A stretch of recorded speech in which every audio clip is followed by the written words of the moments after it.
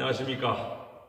저는 전직 경찰, 그 중에 경찰 중에서도 대공경찰로 1980년도 격변기 1980년도에 경찰에 투신했던 선계훈입니다.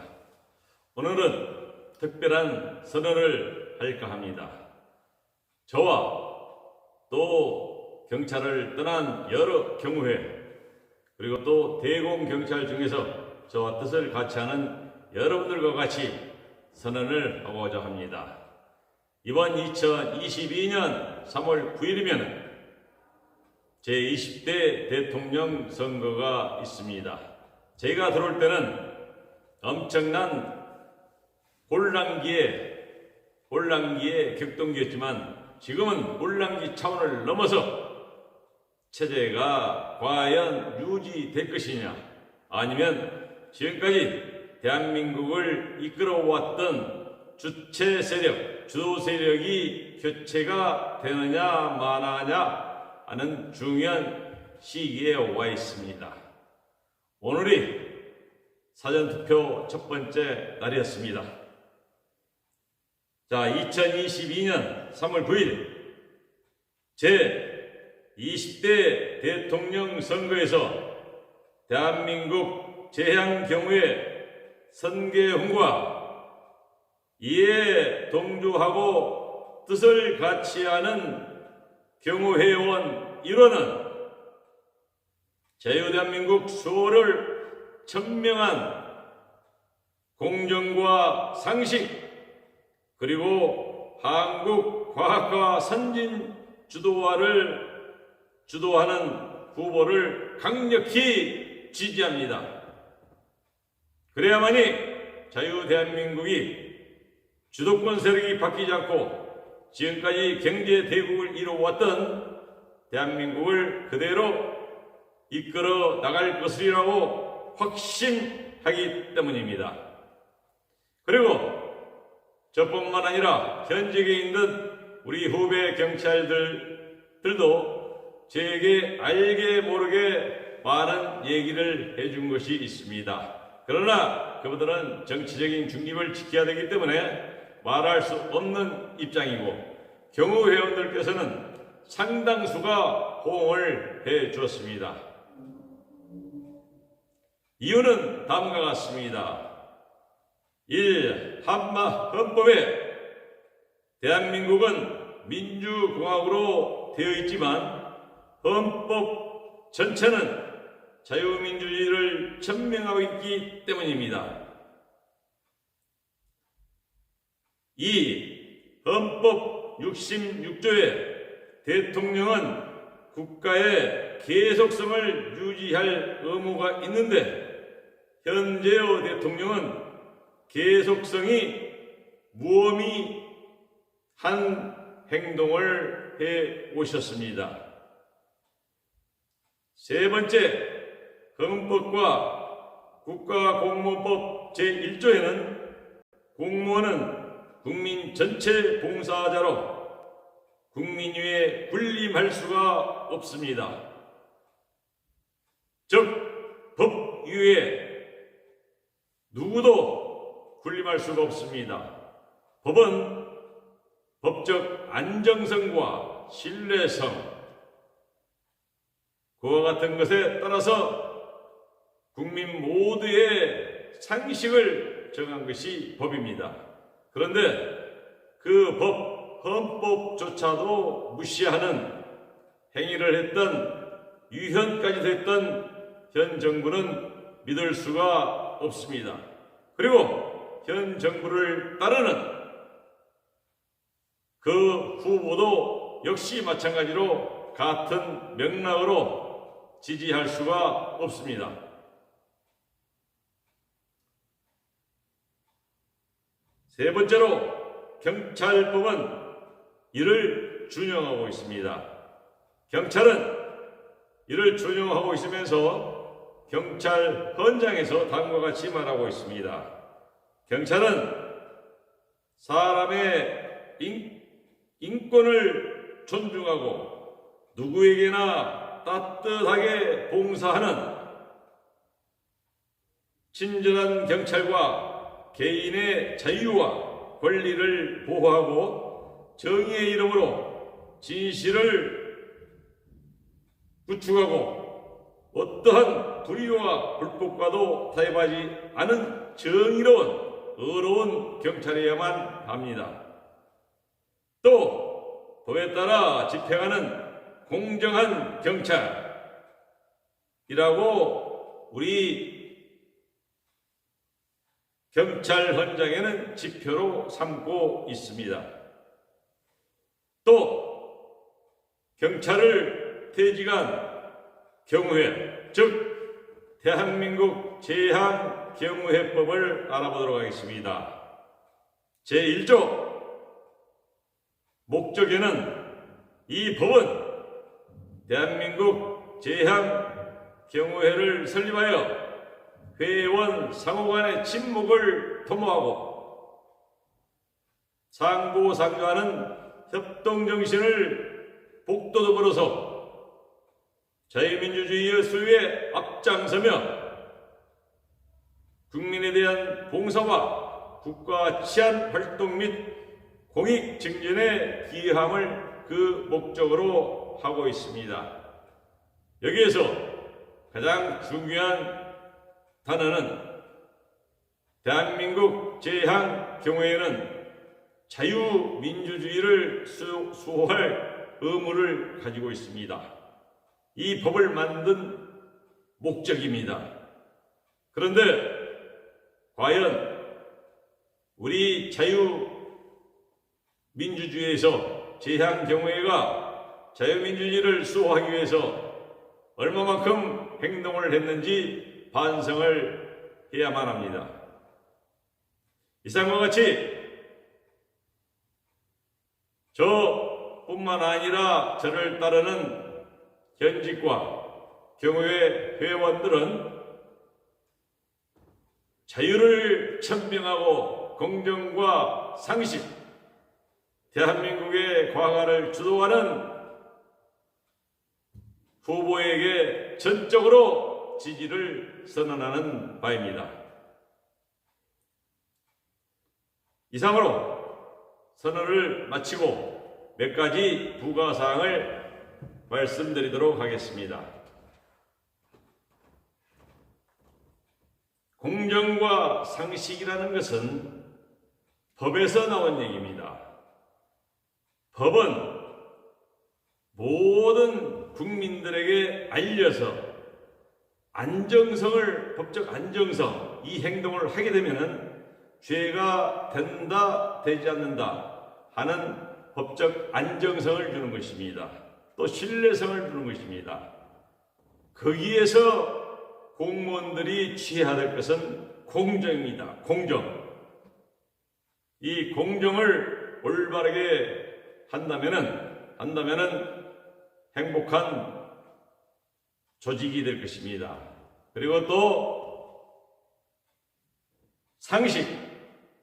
상식은 법 위에 있는 것입니다.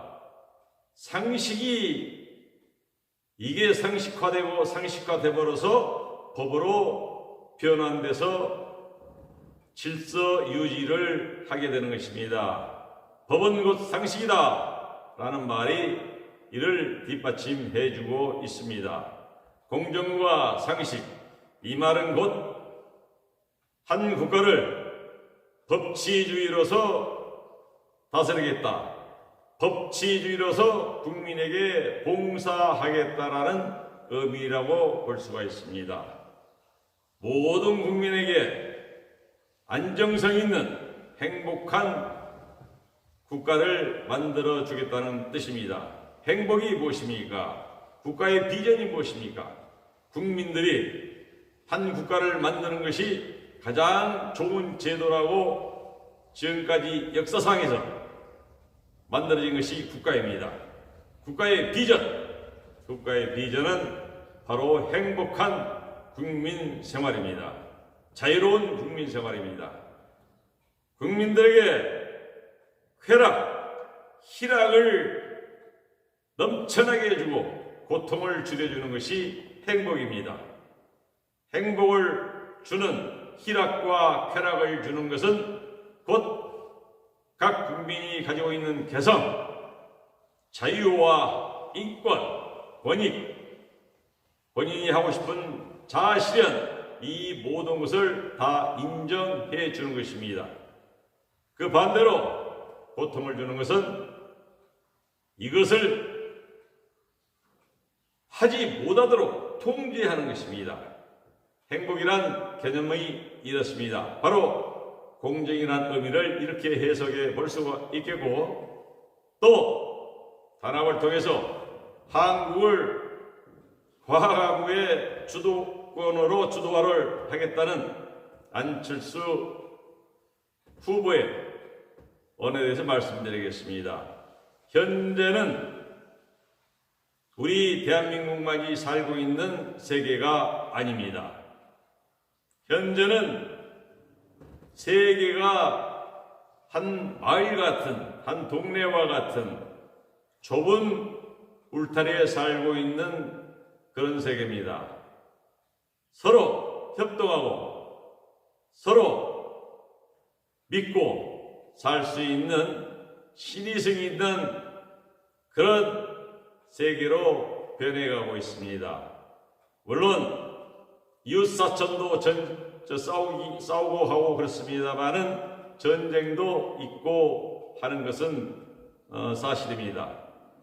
그러나 그에 대비해서 서로 간에 동맹도 맺고 서로 간에서 협상도 하고 서로 간에 경제 물물 교환이라든가 물물 교환 속에는 현대의 과학적인 화폐, 과학적인 계산을 통해서 서로 간에 윈윈 작전을 쓰면서 발전해 나가고 있습니다. 그리고 그 자기가 맡은 바 능력 있는 그 분야에서 특별히 개발을 하게 된다면 세계 2위가 됨으로써 바로 삼성전자와 같은 경우가 되겠습니다. 삼성전자와 같은 경우는 세계에서 1위가 되는 상품이 수없이 많습니다. 삼성전자 단 1위라는 숫자가 대한민국 30%의 인구를 먹여 살린다는 것을 우리는 잘 알고 있습니다. 이런 기업을 살려나가야 됩니다. 이런 기업이 또 태어날 수 있도록 과학화를 선도해야 됩니다. 과학화를 선도해서 아무런 자원이 부족한 대한민국이 세계를 선도할 수 있는 것은 이 과학화에 있습니다. 그래서 공정과 상식, 과학화 이 세 개를 합하면은 세계 어느 나라와 같이 어울리고 견줄지라도 결코 뒤지지 않습니다. 그러나 단 한 가지, 우리는 남과 북으로 떠맡아서 활동을 했습니다. 우리는 자유주의를 선택해서 세계에서 경제 강국이 되었고 북한은 이미 거지가 되어 있습니다. 이런 상황에서 이미 경쟁 체제는 끝난 상태입니다. 북한과 경제를 공유한다는 것은 사실은 의미가 없습니다. 그것은 체제 하나로 이루어진 체제를 따르는 그 기조에 따라서 나타난 결과일 뿐입니다. 우리 자유대한민국은 세계 강국으로서 정말 발전했습니다. 발전해서 오늘날의 대한민국을 만들어 놓았습니다. 이걸 누가 했습니까? 우리의 선조들이 했습니다. 우리의 선조들은 먹을 것을 먹지 않고 또 외국에 나가서 중노라고 파월 장병으로서 외국에 나가서 용병으로 싸우게 되었습니다. 그런 자산으로 대한민국의 부를 축적했습니다. 지금 여기에서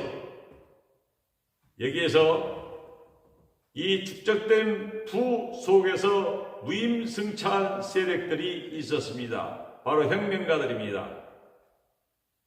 남로당으로부터 시작돼서 북으로부터 내려온 간첩, 또 북으로 내려온 주사파 세력들은, 종북 세력들은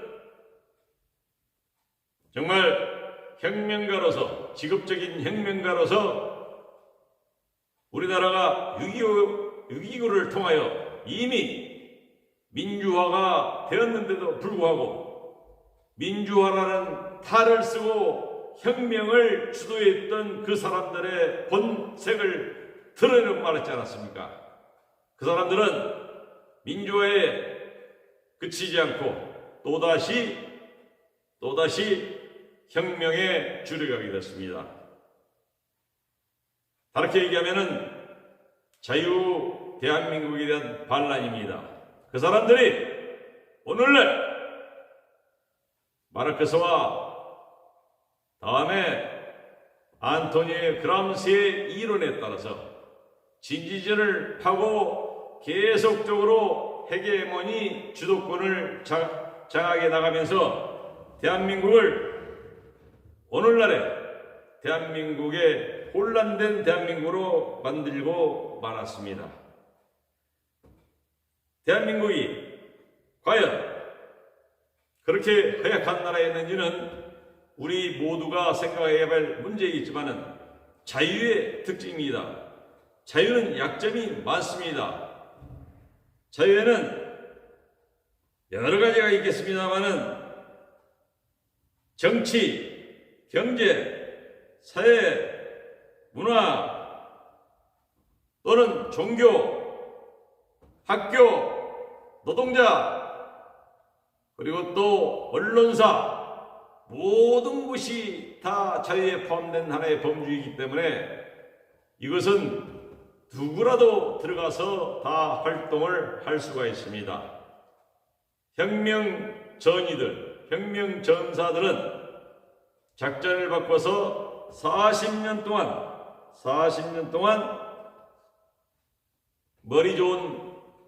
머리가 좋은 그 관계로 직업도 없이 위장 취업을 했거나 또는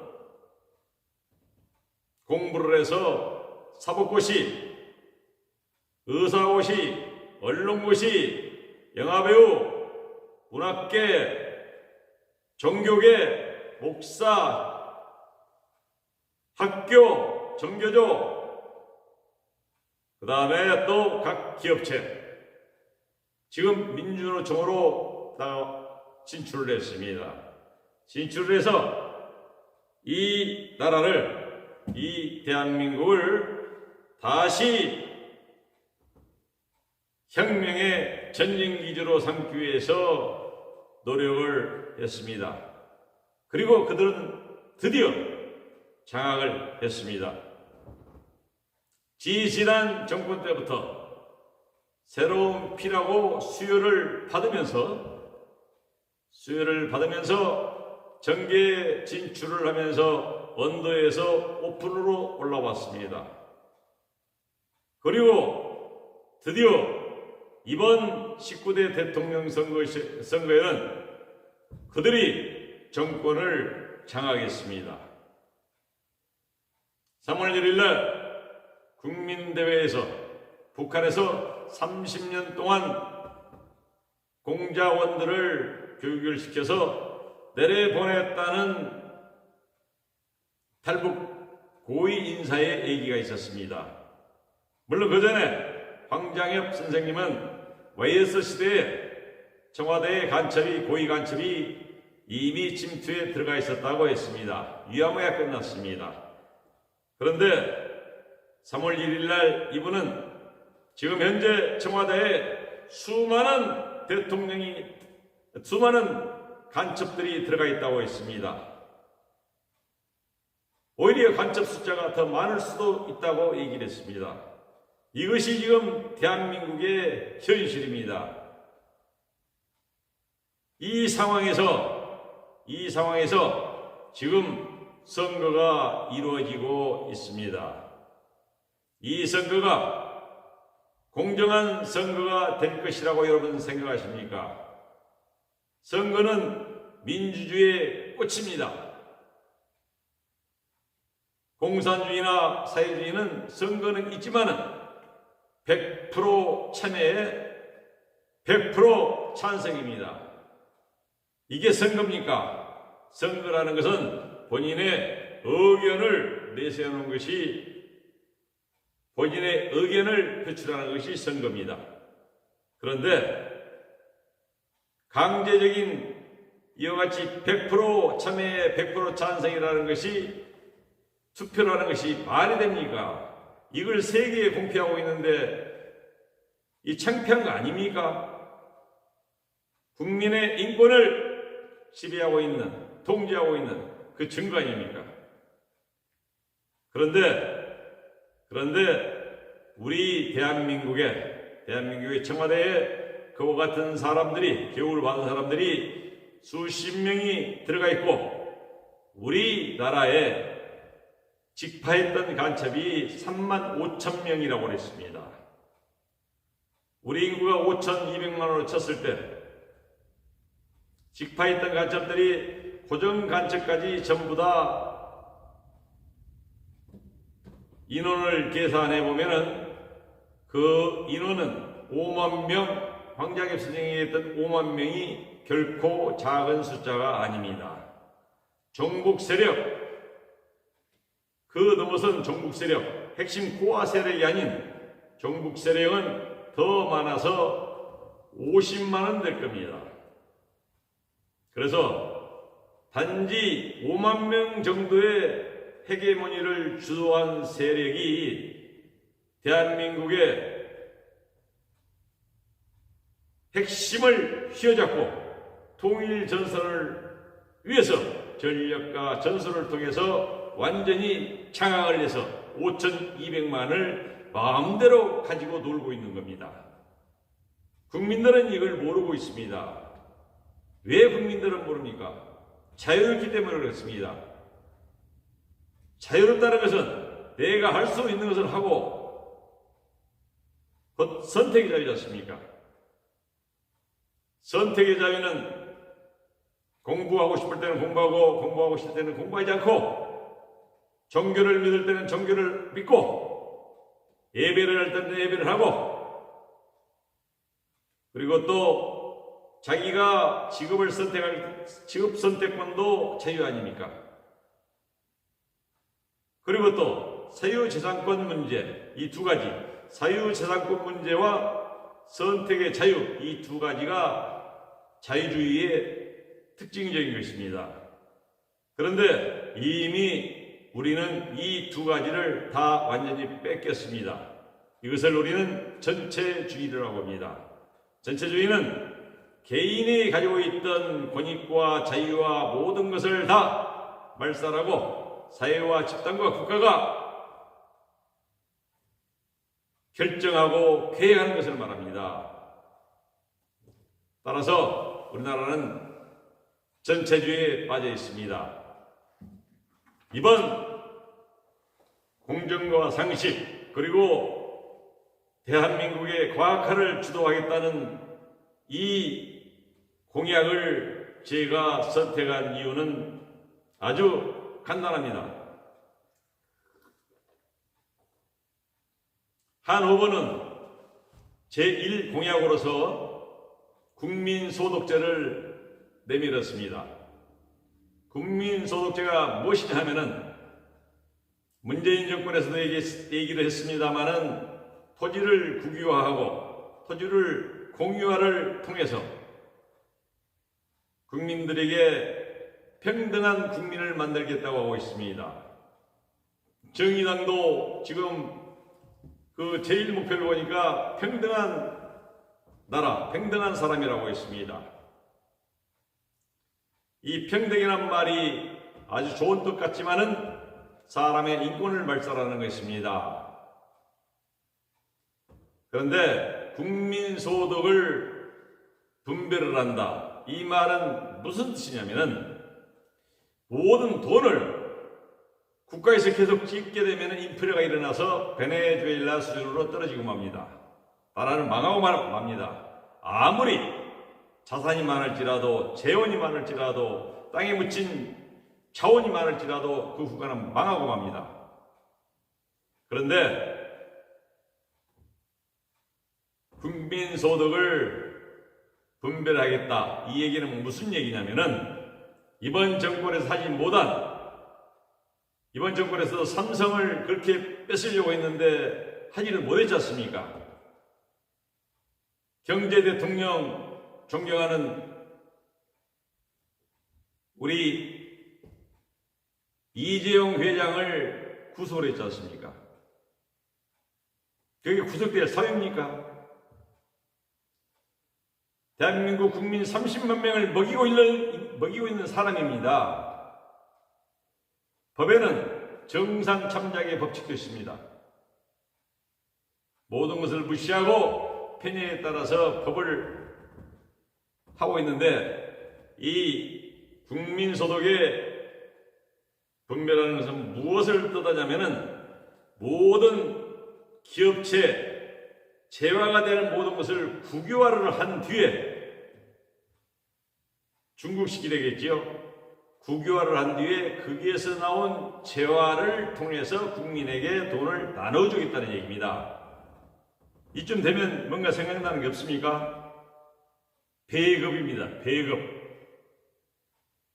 첫 해는 18세 이하에는 25만원, 18세 이상은 100만원을 준다고 했습니다. 2년째부터는 18세 이하는 100만원, 이상은 200만원을 준다고 했습니다. 그 재화를 어떻게 만듭니까? 그 돈을 어떻게 만듭니까? 자본주의에서만 연구를 하고 자아실현을 통해서 그 혜택을 보기 때문에 죽어라 살아 열심히 일을 합니다. 그러나 공산주의 사회에서는 소득제를 받게 된다면 모두 다 게을러져서 현재 보는 바와 같이 공산주의는 아주 못 사는 나라로 다 됐지 않습니까? 우크라이나와 지금 소련이 러시아가 전쟁을 하고 있는데, 러시아가 무기가 형편없다고 그러지 않습니까? 내 것이 아니기 때문에, 나와비가 있기 때문에 관리를 하지 않는 겁니다. 그래서 그 믿었던 고성 무기들이 전부 다 고물들이 다 됐답니다. 이게 바로 경제입니다. 그런데 갈수록 그 전부 다 국유화시켜서 그 자산으로 국민들에게 나눠준다. 이 허황된 꿈을 꾸고 있습니다. 국민들에게 배급을 해준다. 배급제입니다. 이게 바로 자유주의냐 공산주의냐 판단을 해보면 여러분들은 뭐라고 생각합니까? 답이 나오죠? 자유주의가 아닙니다. 공산주의, 사회주의에서 나온 제도입니다. 그리고 또 코비드19로 인해서 식당에 소상공인들이 상당히 많이 망했습니다. 상당히 많이 망하게 되니까 그 망하게 된 이유는 손님들이 없기 때문인데, 그렇게 해석하지 않고 식당이 너무 많기 때문에 망한다는 거예요. 이게 말이 되는 얘기입니까? 소상공인들은 내가 이곳에 닭똥발집을 할 것인지 소똥발집을 할 것인지 아니면은 족발집을 할 것인지 아니면 짜장면집을 할 것인지 수없이 계산을 하면서 주판이 아니죠. 지금 컴퓨터를 두드리면서 연구를 하게 됩니다. 그러면 이 영업을 하게 되면 여기에서는 성공하겠구나 했을 때 거기에 영업을 하게 되는 겁니다. 이 수많은 개인의 고통과 개인의 노력에 의해서 한 것인데, 이것을 다 무시하고 총량제로 해서 여기에 중집 몇 개, 닭똥발집 몇 개, 소똥발집 있나요? 소똥발집 몇 개, 닭발집 몇 개, 족발집 몇 개, 이렇게 정해준다는 겁니다. 이 부분에서도 여러분 생각난 게 없습니까? 이게 뭡니까? 계획입니다. 계획경제입니다. 계획경제. 우리나라가 박정희 대통령은 경제 계획을 냈습니다. 계획이 앞에 있느냐 뒤에 있느냐에 따라서 천지차이입니다. 계획경제냐 경제계획이냐. 계획경제는 곧 공산주의에서 하는 경제를 말합니다. 이 두 가지를 놓고 봤을 때 전부 다 사회주의에서 실시하고 있는 제도입니다. 이것이 지금까지 머릿속에 가득 들어 있었습니다. 이 정책이 가득 들어 있었습니다. 그래서 이것을 제1공약, 제2공약으로 내세웠다가 소상공인들이 반발을 하자 말을 그때그때 바꿔버리고, 그때부터 입만 벌렸다면 거짓말을 하고 있지 않습니까? 거짓말을 하는 대통령, 선거가 끝나게 되면 본래 가지고 있던 생각대로 원상회귀를 하고 말 것입니다. 우리 문재인 대통령도 마찬가지입니다. 원전을 완전히 폐기한다고 했습니다. 그리고 원전은 또 수출하려고 했습니다. 그러다가 최근에 원전으로는 우리는 다시 발전을 해야 된다. 원전으로 앞으로 50년 동안을 이끌어 나가야 된다. 말을 바꿨습니다. 현직에 있는 대통령이 이렇게 얘기를 했습니다. 무슨 의도인지는 모두가 알겠지만은 이런 나라가 우리 대한민국입니다. 사람 하나 잘못 뽑게 되면은 대한민국은 지금까지 우리가 살아왔던 세계와 다른 세계, 별 세계와 살 수 있다는 것을 우리는 알아야 합니다. 이번 3월 9일 대통령 선거, 어제 3월 4일 사전선거에서 16.7%를 했더군요. 지금까지 사전선거가 26%가 최고였습니다. 오늘은 또 몇 프로 할지 모르겠습니다. 사전선거는 조작선거의 아주 대표적인 거 아니겠습니까? 이미 다 밝혀졌습니다. 그런데 16.7%를 했었습니다. 그리고 오늘 아침에 제가 뉴스도 보고 제게 올라온 유튜브도 여러 가지 보면서, 유튜브라든가 단톡을 보면서 이번에도 이 바코드가 아닌 QR코드를 사용한다는 것이 또 나왔습니다. 법에가 나와 있는데 그걸 굳이 쓰고 싶으면 기회가 충분하니까 법을 고치면 되지 왜 법을 고치지 않고 또 QR코드를 씁니까? 거기에 항의하니까 선거 방해죄로 고발하겠다고 했답니다. 그리고 또 직접 사전선거는 투표용지를 뽑아내지 않습니까? 근데 이미 도장이 인쇄돼서 나온답니다. 법에는 뭐라고 나오냐면은 도장이 찍히지 않은 것이 나오게 되면은 선거관리관이 그 자리에서 자기 도장을 찍게 되어 있습니다. 이게 왜 법을 만듭니까? 그런데 그 중에 또 선거 용지가 나오는데 그 용지에 도장이 안 찍혀 나온 것도 2장이 또 발견됐습니다. 그래서 그걸 전부 다 사진을 찍고 채정을 했다고 얘기를 들었습니다. 이게 바로 부정선거로 가는 길목이 아니겠습니까? 아쉽습니다. 잘못됐으면 시정을 하고 왜 법을 만듭니까? 법치인리 국가, 법을 무시하는 국가가 잘 되는 나라가 봤습니까? 법을 잘못됐으면 법을 고치든가 왜 법을 만들어 놓고 법을 어기는 겁니까? 자유대한민국이 계속 발전하기 위해서, 세계에서 우뚝 서기 위해서는 우리는 선거를 잘해야 됩니다. 전직 경찰, 저 성계훈과 일부는 자유진영, 자유주의를 주장하고 자본주의를 주장하는 그 후보를 지지합니다. 국민 여러분들께서도 참조해 주셔서 참여해 주셨으면 감사하겠습니다. 감사합니다.